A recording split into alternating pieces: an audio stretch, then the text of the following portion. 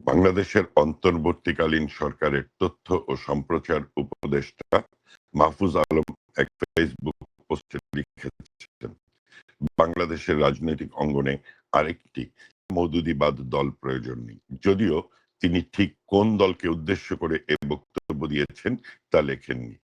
পোস্টে তিনি আরো লেখেন, ইতোমধ্যে অন্তত আধা ডজন এমন ছায়াদল দেশে রয়েছে।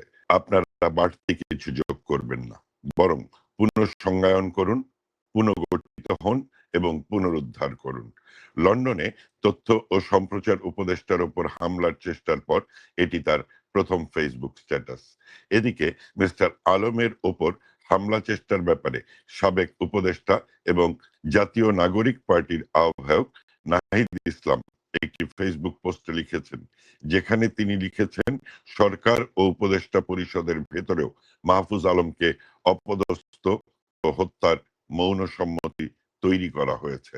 তিনি আরো লিখেছেন, এই সরকারের উপদেষ্টাগণ মাহফুজদের যথেচ্ছা ব্যবহার করে এখন মৃত্যুর মুখে ঠেলে দিচ্ছে। আমরা এগুলো মনে রাখছি, রাজনৈতিকভাবে এর জবাব দেয়া হবে।